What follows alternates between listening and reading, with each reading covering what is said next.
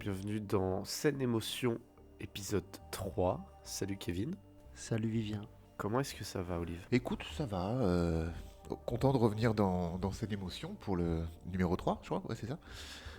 Hâte que nous présente enfin ta scène, parce qu'on aurait mis un petit peu de temps avant de pouvoir l'enregistrer. Et toi, comment tu vas? Bah écoute, ça va, ça va. Et toi, Kev? Moi ça va, j'ai hâte aussi d'entendre ton ressenti sur cette scène-là. Ok. La scène dont je vais parler, c'est une scène culte du cinéma, étant donné que c'est une scène qui est apparue en 1982 à la sortie de Blade Runner de Ridley Scott. Et donc la scène dont je vais parler, c'est une scène tellement culte qu'elle a même une page Wikipédia dédiée. C'est Tears in Rain. Donc dans cette scène, on a Harrison Ford qui joue Rick Deckard qui s'échappe du bâtiment dans lequel il a été piégé par Roy Batty lors d'une chasse et arrive enfin sur le bâtiment d'en face après un saut dans le vide. Mais il va pas réussir à bien se rattraper, il va être en équilibre et avec ses doigts cassés, il va à peine tenir le coup sous la pluie. Roy Batty va sortir, va le voir, il va rejoindre le bâtiment sur lequel il est posé, puis le regarder longuement, lui parler de la peur d'être un esclave, tout ça. Plein de choses plutôt philosophiques, et lorsque Rick Deckard va tomber, Roy Batty va le rattraper, le sauver, le poser, et c'est là qu'on aura le fameux monologue Tears in Rain, dont je vais parler plus précisément après. Rick, complètement abasourdi par ce qui se passe, va être témoin du décès de Roy Batty, et fin de la scène, avant l'arrivée de Gaff, joué par Edward James Olmos. Voilà. Donc, Rutger Hauer, joué par Roy Batty, va dire donc son monologue. Alors, l'anecdote très connue, c'est qu'en fait, ce monologue qu'il va dire n'a pas été écrit par les scénaristes du film. Il a été écrit par l'acteur lui-même. Et il adapte en fait le monologue écrit par les scénaristes en une version plus simple, plus poétique. Et donc, voilà ce qu'il va dire. Il dit « J'ai vu des choses que vous, simples gens, vous ne pouvez pas croire.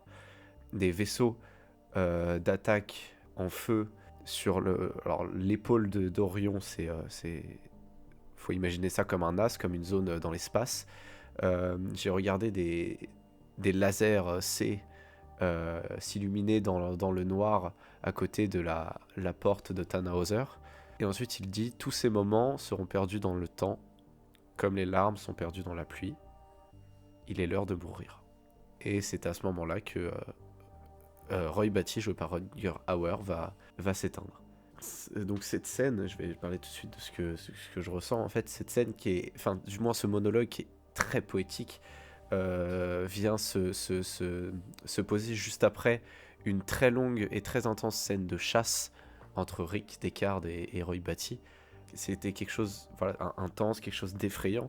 Je trouve que c'est encore une scène qui m'effraie le plus, mais cette scène-là vient se poser et vient poser un calme, du moins pendant le monologue, parce qu'au début de la scène, Rick Deckard est encore menacé par Roy Batty, mais une fois que Roy Batty aura fini de lui dire sais-tu ce que c'est vivre dans la peur d'être c'est être un esclave, tout ça, il va le sauver, et à partir de là, la scène devient si calme. Là où, pendant le début de la scène, Roy va prendre l'entièreté du cadre, et même par rapport à Deckard, qui va, lui, être visible dans tout le cadre, Roy aura toujours un élément de lui hors du cadre.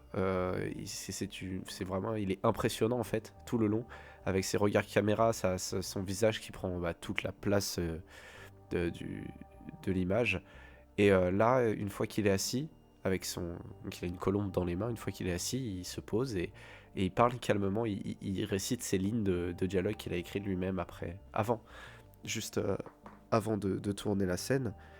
Et donc Rick Deckard est témoin de cette poésie et de l'humanisme dont fait preuve Roy à sa fin en tout cas, sous la pluie. Et donc Roy va s'éteindre dans un léger ralenti avec une colombe qui s'envole sur deux plans. Voilà. Cette scène me fait des frissons à chaque fois que je la vois. cette bande originale également, ce monologue qui est très technique et très rapidement simple. Et toute cette idée du décès qui est présente dans tout le film, hein, qui est le centre du film, et du décès d'un être non humain, mais en même temps un peu quand même. Parce que cette dernière scène nous prouve que au final, Roy Batty est en partie humain et doué de sens et de sentiments. C'est quelque chose qui est très puissant et qui vient s'inscrire parfaitement dans une œuvre telle que Blade Runner et dans voilà, de ce que propose le film et de ce que veut dire le film.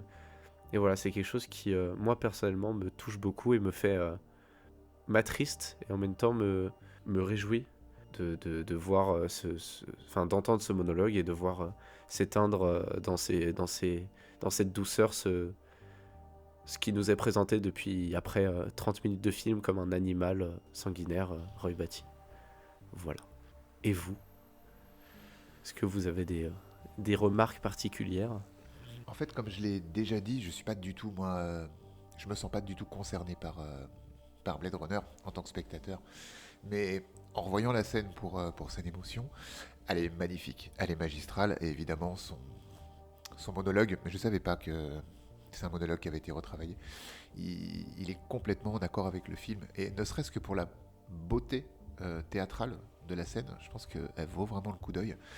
Et c'est tout ce que j'aurais à dire, parce que voilà, je suis vraiment hermétique à ce film, et on n'est pas là pour parler de ça de toute façon. Pour ma part, elle m'a touché la première fois que je l'ai vue. Pas autant que Vivien, mais là en la revoyant, je l'ai trouvée très belle. Pareil, très bien exécutée et tout. Et ce que je trouve d'autant plus fort, c'est que ce répliquant aurait pu tuer Descartes.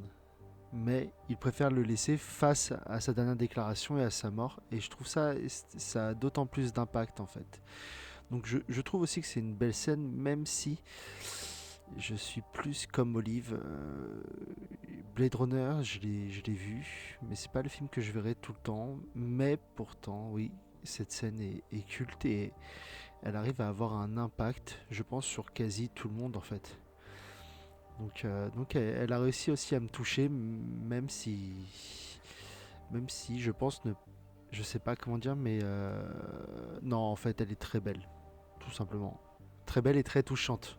J'ai pas parlé forcément vraiment de la photographie en fait, mais parce que à cause des 5 versions, enfin il y a 8 versions différentes de Blade Runner, mais les 5 versions, on va dire, commercialisées, étant donné que la photographie est différente à chaque fois, mais il faut s'imaginer, voilà, vraiment, enfin vous voyez la scène, c'est là la scène que vous voyez, c'est très bleuté, c'est très froid, euh, et c'est très beau en fait, visuellement, rien que visuellement, et puis Rutger Hauer et Harrison Ford, enfin, d'après moi, sont quand même des acteurs qui excellent dans leur métier et la scène le montre parfaitement en fait, que ce sont des vrais acteurs et des vrais très bons acteurs. Je trouve quand même que visuellement, pour un film qui date de 1982, c'est tout à fait dans les standards qu'on pourrait avoir aujourd'hui, en fait, en termes de colorimétrie, etc.